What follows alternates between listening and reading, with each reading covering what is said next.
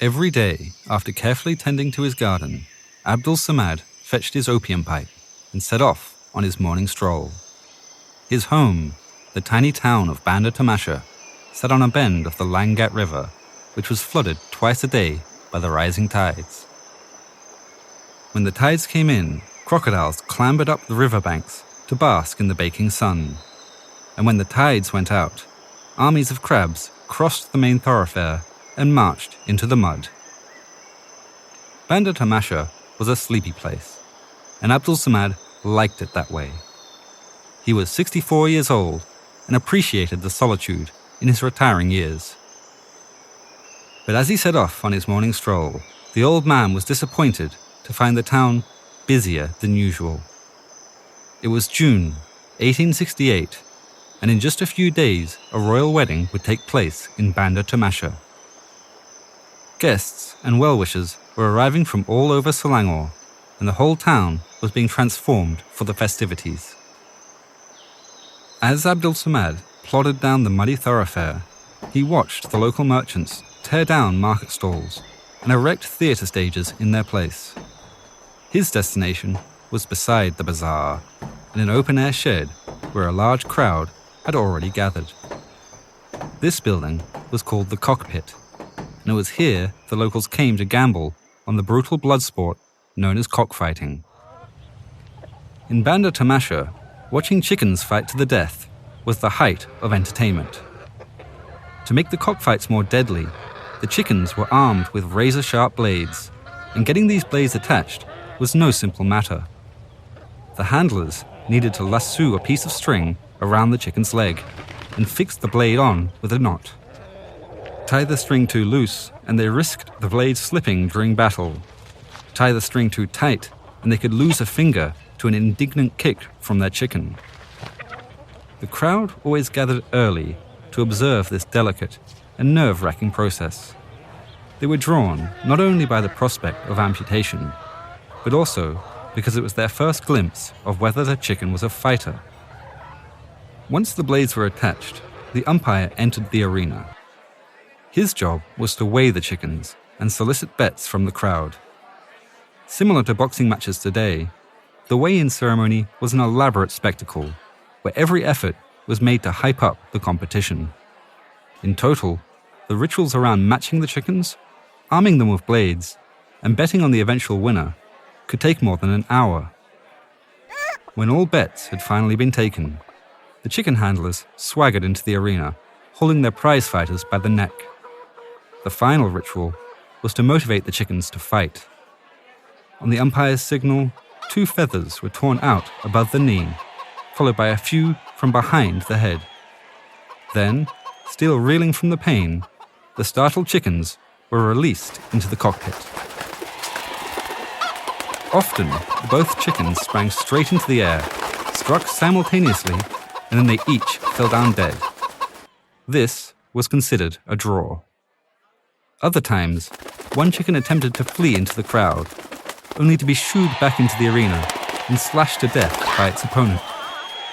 All bets were off in the event neither chicken made a kill. If both chickens were wounded and lost the will to fight, the handlers were encouraged to provoke them back into action. But the rules stipulated they could only do this by using their heads. This meant they had to get down on their hands and knees, crawl towards their wounded chicken, and attempt to headbutt it back into action. A dangerous maneuver that explained why so many handlers were blind in one eye. As the day of the royal wedding drew closer, and more strangers descended upon Banda Tamasha, the cockpit grew ever more crowded, but Abdul Samad never missed a fight. He could always be found reclining beside the arena, smoking his opium pipe and laughing hysterically at the proceedings. Few dared to bet against him, because he was the most powerful man in Selangor. This old man was Sultan Abdul Samad, and to him, it didn't matter which chicken won or lost. The Sultan of Selangor was just in it for the blood and for the glory. My name is Jesse Onslow, and this is Amok in the Jungle, a podcast about the extraordinary lives and struggles of Kuala Lumpur's earliest pioneers. Over the course of 8 episodes, this first season explores the early history of Malaysia's capital city, when Kuala Lumpur was still little more than a tin mining camp. It's a story about power, greed, and the relentless urge to bring order to chaos. In the previous episode, Yap Ah Loy arrived in Kuala Lumpur and rose to power as the Kapitan China. He befriended Sultan Puasa, the founder of the camp, and saw 2 of his close mentors murdered, Kapitan Shin and RZ. Meanwhile, the Bugis trader Raja Mahdi led an uprising after having his opium confiscated in the port of Klang, and the rival Chinese secret societies wrestled for control of Kuala Lumpur's tin. In this episode, the Sultan of Selangor will try to restore peace to his kingdom. This is episode 2, the Klang War. The celebrations in Banda Tamasha were for the wedding of Sultan Abdul Samad's favourite daughter. Her name was Arfa, and like many princesses, she'd fantasized about her dream wedding from a young age. She obsessed over every minute detail, and the Sultan was all too happy to give her everything she wanted. He let his daughter dictate what she would wear, what food would be eaten, and which dances were to be performed. The only detail her father insisted on arranging himself was deciding who Arfa would marry. Sultan Abdul Samad had decided, while Arfa was still a child, that she would marry Raja Mahdi, the hot-headed opium trader we met in episode 1. He was wealthy, popular, and a devout Muslim, all qualities the Sultan admired in a man. He shared stories of Raja Mahdi's adventures in Kuala Lumpur, and the princess became infatuated with everything she heard. Arfa was convinced he would be the perfect husband and couldn't wait for the day they'd be together. But the wedding was called off as soon as the Sultan heard of the attack on Klang. Raja Mahdi was denounced as a rebel, unfit to marry the Sultan's daughter, and the old ruler began searching for another man to be his son-in-law. Arfa was heartbroken. On the 13th of June, 1868, Arfa's wedding day finally arrived. She dressed in a yellow sarong and wore orange blossoms in her hair, as her hands and feet were painted in white henna. Everything was as she'd pictured, except for the man she was set to marry. His name was Tunku Kudan, and he was a prince from the land of Kedah, a Malay kingdom far to the north. Apart from that, Arfa knew very little about him. It was during their first dinner together as newlyweds that Arfa decided her husband was no Raja Mahdi. Tunku Kudan lacked charisma, bravery, or popularity, and most worryingly of all, he disrespected Islam. During the meal, Tunku Kudan requested brandy with his food and invited his new wife to drink with him. Arfa stiffly pointed out that it is against the teachings of the Quran to drink alcohol, but he drank anyway, and the evening only went downhill from there. From the beginning, it was painfully apparent the newlyweds shared little in common. Arfa declared she only wanted a simple life of royal luxury, as her descendants had always enjoyed in Selangor. But Tunku Kudan had more grandiose ambitions. While slurping his brandy, the prince poured scorn on Banda Tamasha and boasted that if he were ruling Selangor, he could make it as rich as a European nation. Arfa was profoundly unimpressed by his drunken bravado. When the wedding was over and the last stragglers were stumbling home, the Sultan cornered Tunku Kudan for the conversation every son-in-law dreads. He threw his arm around the young man and asked how he intended to support his daughter. Tunku Kudan responded by reminding the Sultan that he was a prince, not a lowly trader or businessman. He had been educated at a school run by Christian missionaries in the British port of Georgetown. There, he learned English, economics, and how to behave like a European gentleman. With these talents, Tunku Kudan saw his future in diplomacy or governance, and the Sultan agreed. It was customary at Bugis weddings for the bride's father to provide a generous gift to his son-in-law. a territory to rule. But unfortunately for Tunku Kudin, Sultan Abdul Samad had no territories left to give away. He had already installed one of his sons, or old smoking buddies, to govern the Langat River, the Burnham River, and the Selangor River. The only river in Selangor without a capable ruler was Klang. But the Sultan warned his son-in-law it wouldn't be easy to wrestle control of it from the rebel Raja Mahdi. If Tunku Kudin wanted Klang, he could have it, but he'd need to fight for it. Tunku Kudin accepted this challenge, and the Sultan granted him an obscure title. Wakil Mutlak roughly translates to representative of the Sultan, but it wasn't a position many in Selangor had ever heard of. When Tunku Kudin asked what it means, and to have his powers defined in a written proclamation, this is what the Sultan wrote. Verily we, Sultan Abdul Samad, occupier of the throne of Selangor, do give this declaration to Tunku Kudin, who has become our own son. We declare to all princes, nobles and subjects who live under our government that our son, Tunku Kudin, is empowered to do whatever may be effectual towards fostering our country and causing profit to us. We give up the country with its districts to our son, Tunku Kudin, to govern and develop for all the inhabitants of the country, so they may receive justice in all things. And now we confirm that this place... It was a long proclamation that ultimately made little sense. Between the formal language and the meandering salutations, the document was full of contradictions. Some passages sounded like they granted Tunku Kudin authority over all of Selangor, but later tangents specified nonsensical limitations and restrictions on his authority.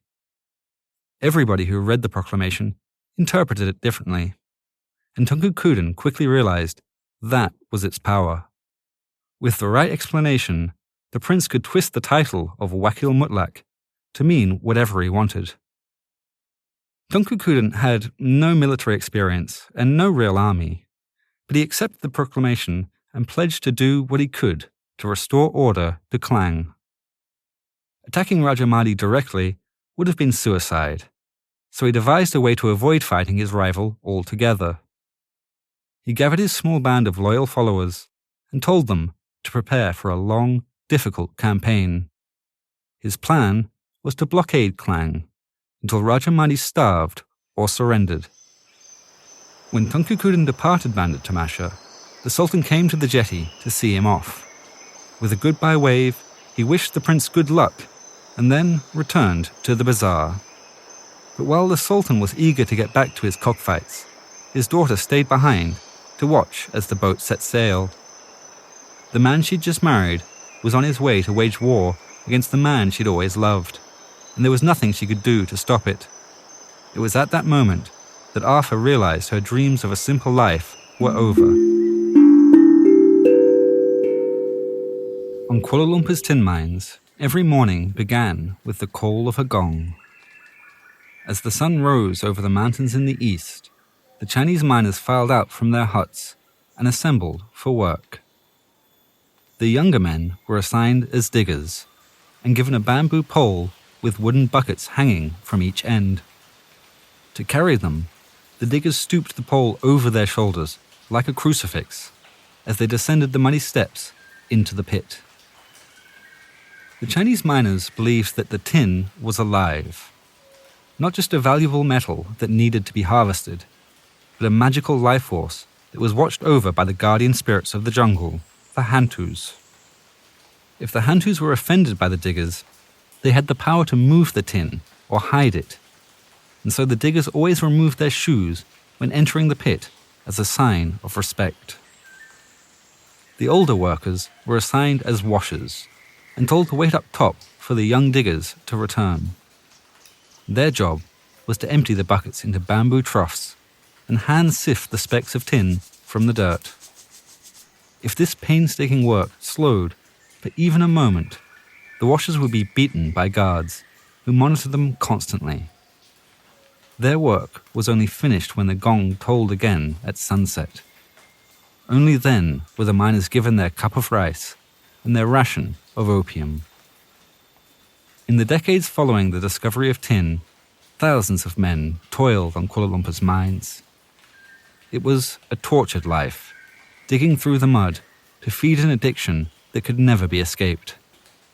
A life lived at the mercy of vengeful spirits the miners could neither understand or appease. They were under no illusions that life was brutal, and yet they didn't realize their troubles were about to become so much worse.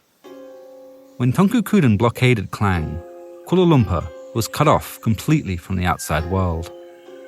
All of a sudden, it was impossible for the miners to sell their tin, and equally impossible to buy vital supplies.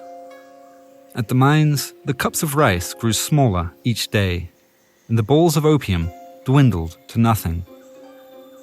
The miners looked to their leader, Yap Ah Loy, but the Kapitan China was still devastated by the loss of his close friend and mentor, RZ. His every thought twisted towards revenge against his enemy in Kanching, the murderer, Chong Chong. While the miners slipped into withdrawal and starvation, tensions continued to rise between the rival Chinese secret societies. It seemed inevitable that the Hai San in Kuala Lumpur and the Gi Hin in Kanching were headed for war. Every day, Yap Ah Loy prayed to his dead mentors, asking for their guidance. But it was not RZ's voice he heard in his despair. It was the voice of his earlier mentor, the warlord Kapitan Chin, and it told him RZ's murder could only be repaid in blood. When the famine spread from the mines to Kuala Lumpur itself, the founder of the camp, Sultan intervened.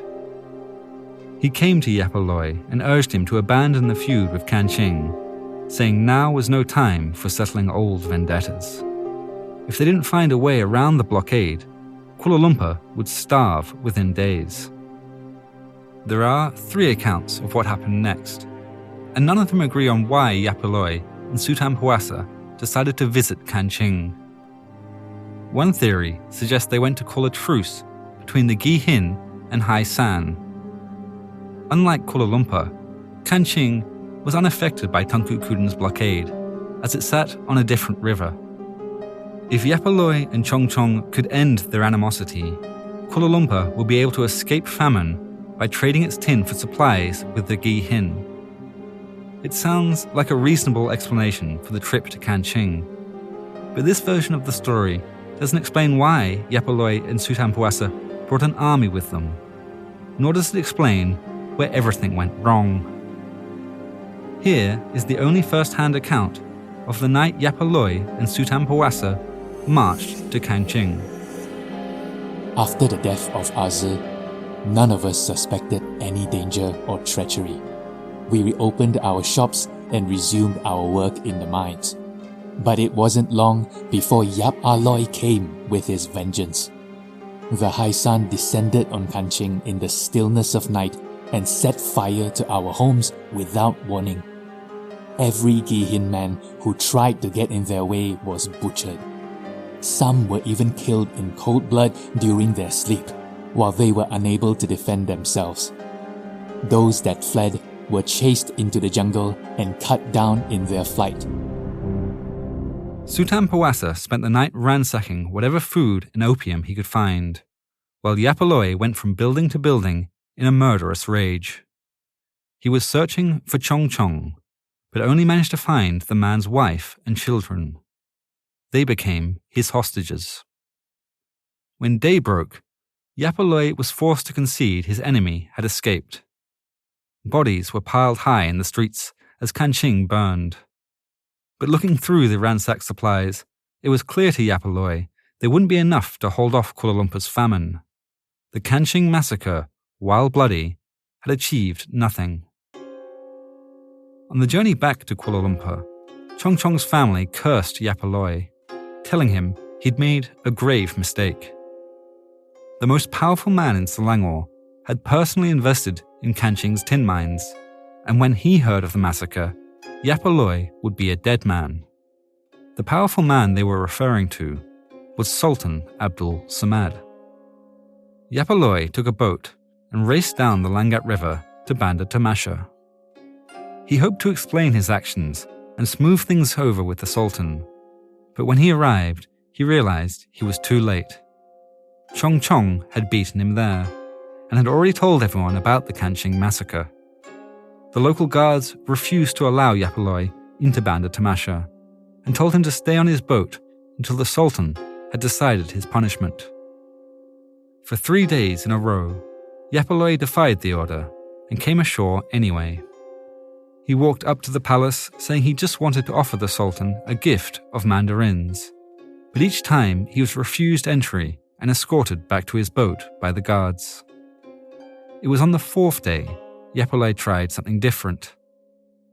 He waited until after dark to sneak around the back of the palace and broke in through the kitchen. Once inside, he found himself face to face with the Sultan. Yap Ah Loy had never met a monarch before and had no idea how to behave in front of royalty.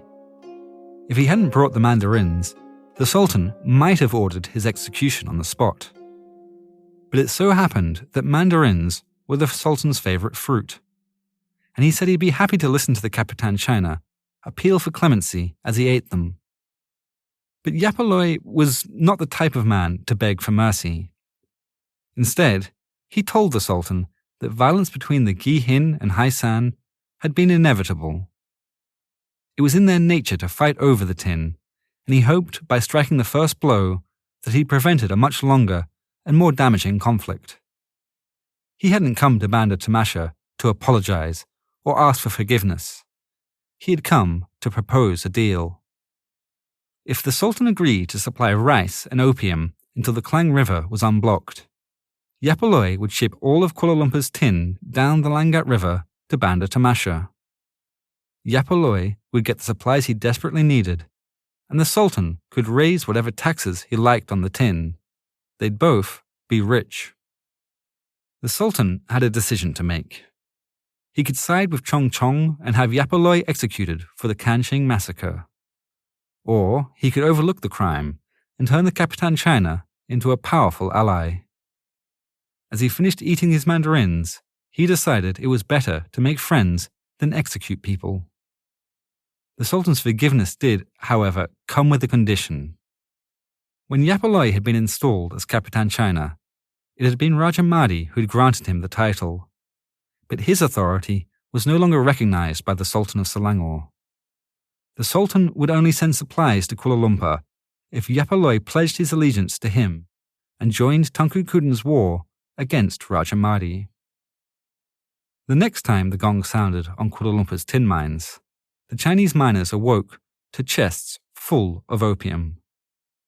Yap Ah Loy had returned, and he told them he'd found a solution to all their problems.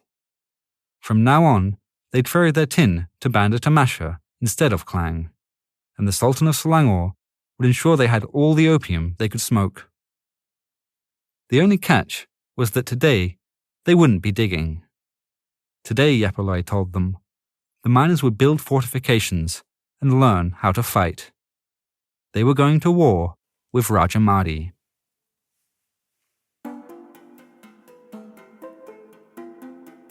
The Klang blockade finally came to an end in March 1870. After a year of holding out, Raja Mahdi lost hope and retreated to the jungle in the middle of the night. The very next morning, when Tunku Kudin triumphantly landed in Klang, he realized he'd inherited a town in ruins. Helpless during the blockade, the local inhabitants had been left to starve as Klang descended into chaos. Tunku Kudin told his scouts to find Raja Mahdi, and then turned his attention to establishing order. The most vivid account of Tunku Kudin's arrival in Klang comes from one of his warriors, a man named Raja Mahmud. The women and children begged us to buy them rice. But I only had $1 silver, and I could not spare it. It is very bad when the little ones want food, and my heart grew hot at the thought of them going hungry. I raged at the situation, but all my anger achieved was to make the little ones cry even harder. My belly was empty too, and I shared their sadness. I looked upon my last dollar and called for my friend Said Mashur. I told him to go to a Chinese store and buy me a bottle of the white man's perfume. By white man's perfume, Raja Mahmud was referring to aftershave, and the beggars were furious when they realized that was what he intended to spend his last dollar on. They shouted at Raja Mahmud and called him mad, but he just brushed off their complaints and walked away. That evening, when night had fallen, I put on my fighting jacket and fetched my sword. I made straight for the great Klang gambling house with Said Mashur following behind me. When we reached the door, I asked him to give me the bottle of perfume and then spilled the scent all over my arm. I was ready. Raja Mahmud made a mad dash into the building and pounced onto the largest gambling table. He was an imposing man, tall and well-built, with a thick, bushy mustache. The gamblers could only watch in shock as he began dancing in circles, waving his sword in the air. When they reached for their daggers, Raja Mahmud threatened them and shouted, I am the famous Raja Mahmud. Get out of here quickly and leave your money on the table, or I will slay you. The threat was as bewildering as it was ominous. Many of the gamblers were now frightened, but others thought that Raja Mahmud was just playing a joke. They laughed at him and told him to get off the table so they could continue their games. Dogs and pigs, are you deaf? Is that why you disobey me? Or are you sated with life and ready for your shrouds to be prepared? Obey me, or I will slay you all, as a kite swoops upon little chickens. How can you think you would prevail against Raja Mahmud? I am invincible. Even the burning fire cannot devour me. To demonstrate his invincibility, Raja Mahmud thrust his perfumed arm into a burning torch, and it exploded in flames. Now the gamblers were truly terrified. They bolted from the gambling house as quickly as they could, leaving their money behind on the tables. The spectacle over, a rather singed Raja Mahmud gathered up the coins. He handed them to Said Mashur and told his friend to buy rice for the beggars. Said Mashur and Raja Mahmud were the two most famous warriors in Tunku Kudin's army. Their ruthlessness in battle was legendary across Selangor, and many Malays considered them to be holy warriors. They had joined the blockade, not out of any friendship towards Tunku Kudin or any feelings of loyalty towards him. They'd been convinced to fight by the Sultan for the blood and for the glory.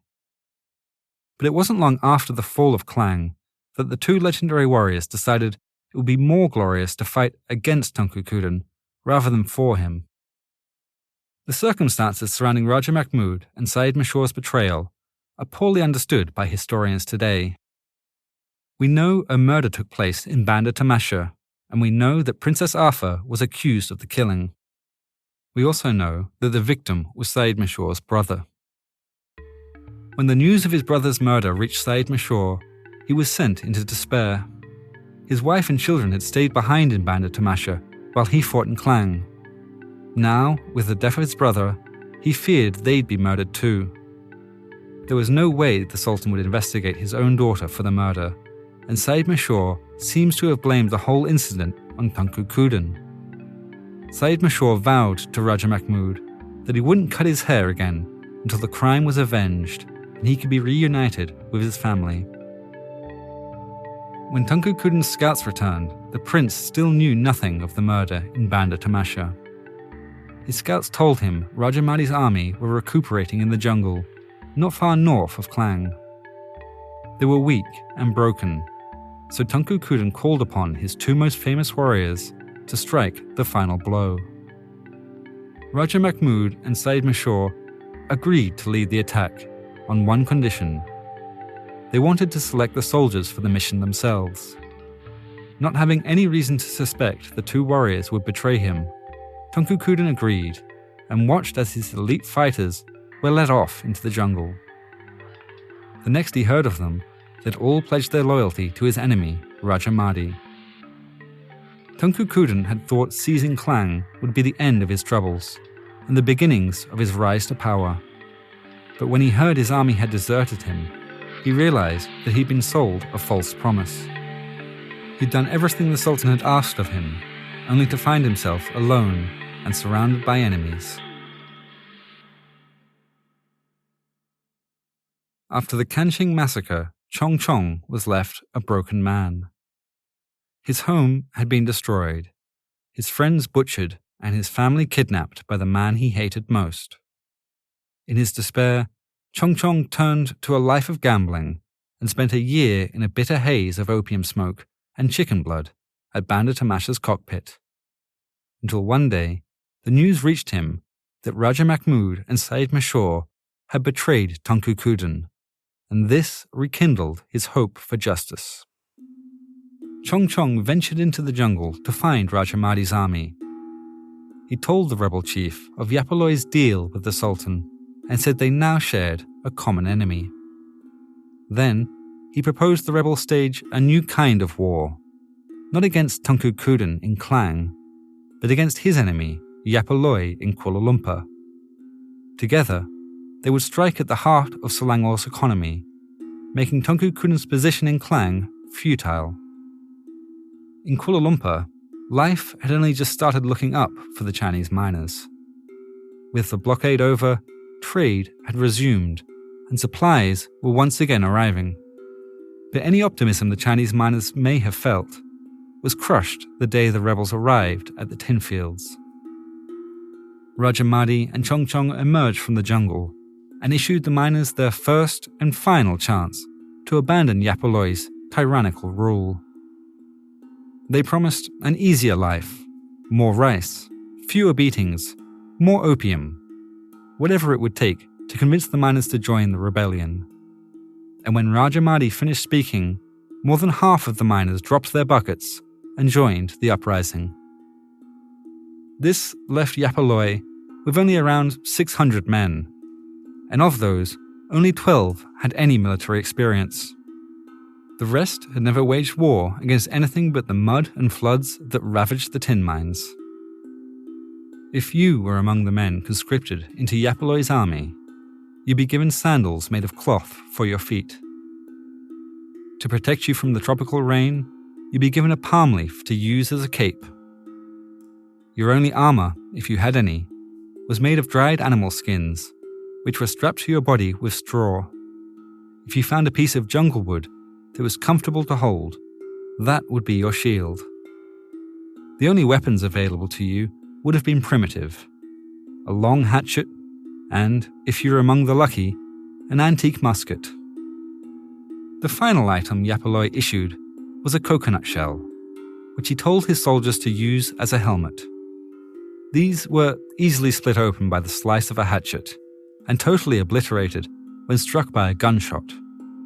In battle, the coconut shells offered little to no protection.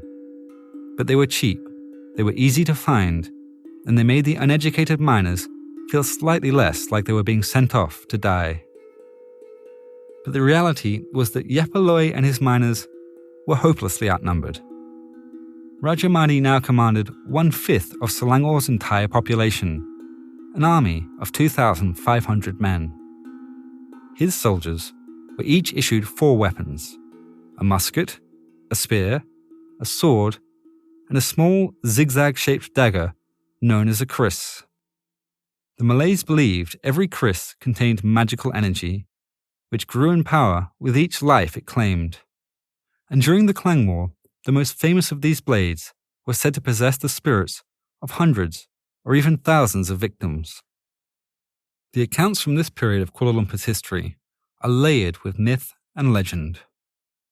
What we know for sure is that warfare in the jungle was agonizingly slow. Among the thick trees and vines, it was impossible to storm an enemy position or coordinate more than a loose band of fighters at a time. The few outright battles that occurred were short, the fighting sporadic, and the outcome rarely decisive.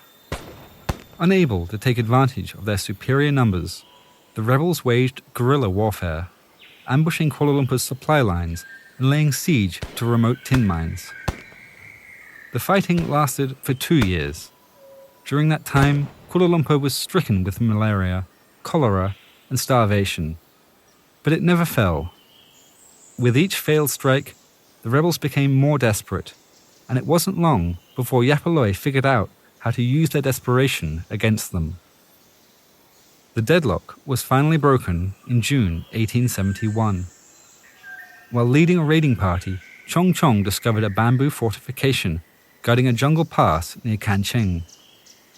It was a shoddily built fort, guarded by what looked to Chong Chong to be the dregs of Yap Ah Loy's army. Just a few scrawny miners armed with hatchets. Chong Chong commanded his troops to storm the position and watched as, within minutes, Yap Ah Loy's men ran from the fort and into a valley. Tired of the constant cat and mouse, Chong Chong refused to let them escape. He personally led the charge into the valley and realized too late that he'd run straight into a trap. Chong Chong was ambushed by men wearing coconut shell helmets, and he was never heard from again. Chong Chong's disappearance marked a turning point in the Klang War. The rebels were losing on all fronts and were forced to retreat from the jungle. They took boats down the Selangor River until they reached the coast, where they found refuge in an old hilltop fort known as Kota Melawati. They had been fighting for 2 years and were in desperate need of reinforcements.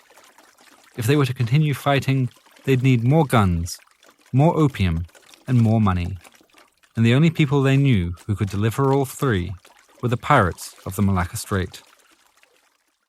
Today, when we imagine pirates, we usually picture peg-legged swashbucklers drinking rum and searching for buried treasure in the Caribbean. Or perhaps we think of the Somalian pirates who raid oil tankers bound for the Suez Canal. But if you were a sailor in the 19th century, the pirates that would have kept you up at night would have been found in Southeast Asia. All boats passing between India and China must travel through the Malacca Strait. This narrow stretch of water was, in the 19th century, and still is today, the world's busiest shipping lane. A vital artery for global trade, where the world's most precious cargo is funneled along the shores of Malaya. A place which for hundreds of years has tempted men who possess a little imagination and a good amount of determination into a life of piracy. And there rarely was a shortage of such men in Selangor. In succession, the Portuguese, the Dutch, and the British each tried to control the strait. And in succession, each failed to suppress the pirates that always lurked beyond reach. When the rebels made contact with the pirates, they were assured nothing could go wrong. The pirates knew of a Chinese trade ship called the Kim Seng Cheong, which was set to ferry valuable cargo from the British port of Georgetown to Singapore. And then the pirates boasted they had a flawless plan to ensure that cargo never arrived.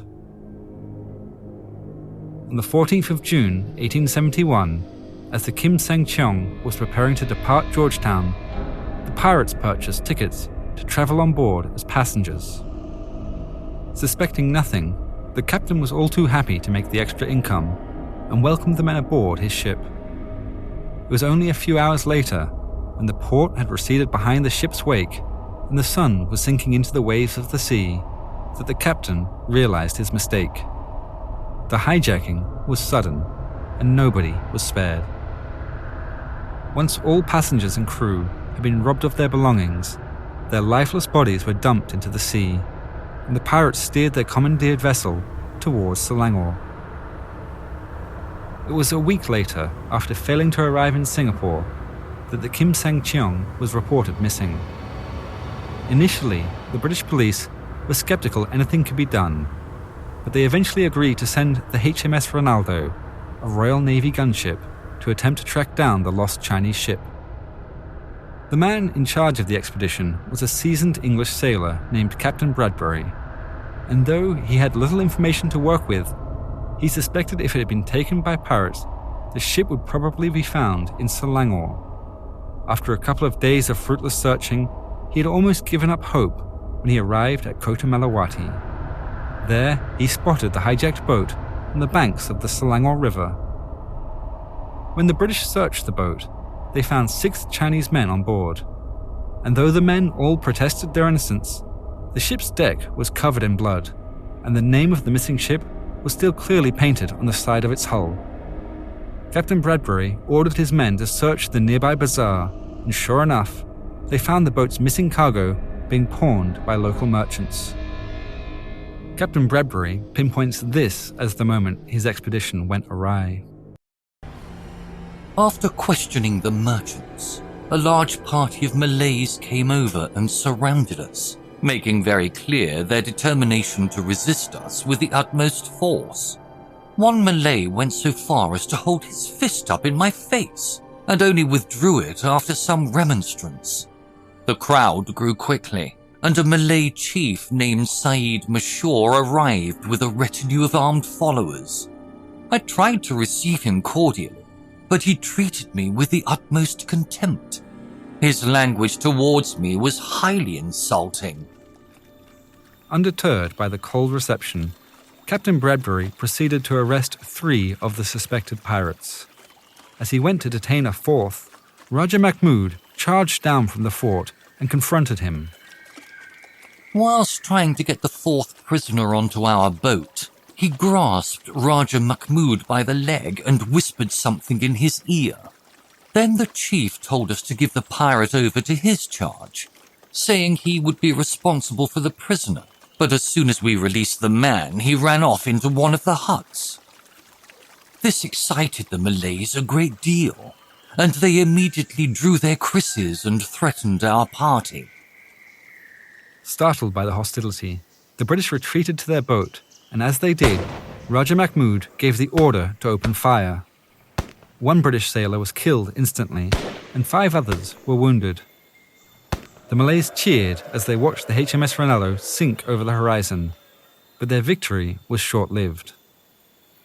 The Malay fort, Kota Melawati, was armed with 33 cannons, but because it was designed to defend against coastal attacks, not one of them was positioned to fire inland towards the river.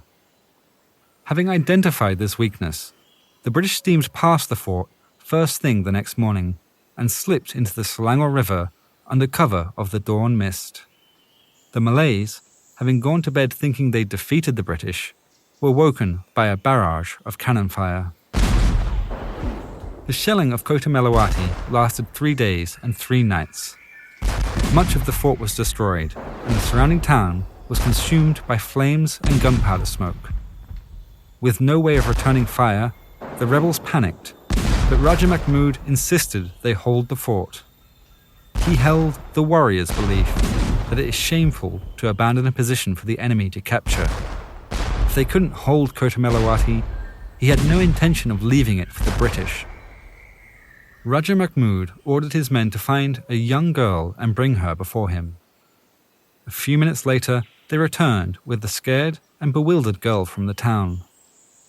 Raja Mahmud blindfolded the girl and tied her to a rock overlooking the river. She could only listen as Raja Mahmud began to pray to the Hantus.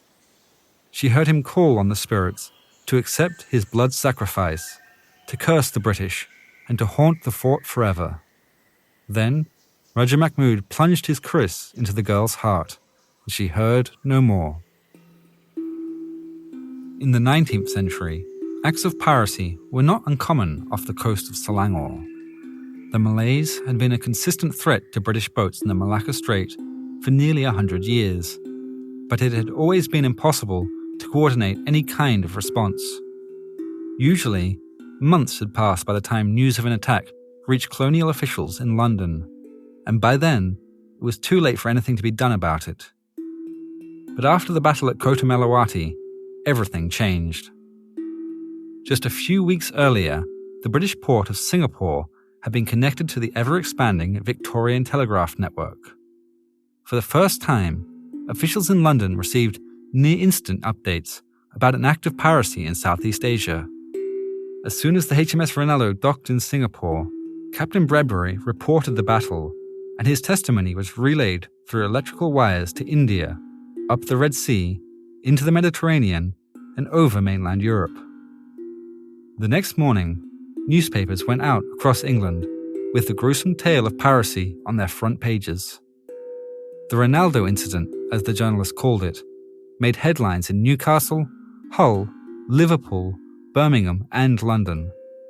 All over Britain, people awoke to sensational stories of exotic pirates in a faraway land. And even Queen Victoria, the most powerful person in the world, heard the news. She was so taken by the story that she telegrammed her well-wishes to the British sailors back in Singapore. But back in Banda Tamasha, the ruler of Selangor had no idea his kingdom had become famous. Like any other day, Sultan Abdul Samad rose late, smoked his opium pipe, and watched the cockfights. He was blissfully unaware of the Ronaldo incident, or that Selangor had captured the attention of the British Empire, and he couldn't have guessed it was for all the wrong reasons. My name is Jesse Onslow, and you've been listening to Amok in the Jungle. The voice actors in this episode were Bani Javani, JJ Yu, Adam M, and Christopher Harvey. This episode was recorded by Kit Lee at Vine Music Studio, with music and post-production by Wendy Graham. You can follow me on Twitter at Jesse Onslow, or join the Reddit community at Amok Podcast. This podcast is made available for free and without ads, which means I can only keep making it with your support. If you haven't already made a donation, please consider subscribing to my paid newsletter at amokpodcast.com. By subscribing, you'll get access to maps, archive photos, and other extra content. I'll also post a list of the books and journals used to research each episode at amokpodcast.com. If you enjoyed listening to this episode, please leave a nice review wherever you get your podcasts, and remember to subscribe for future updates. In the next episode, we'll meet some of the British characters who will shape Kuala Lumpur's future. Until then, terima kasih banyak dan jumpa lagi.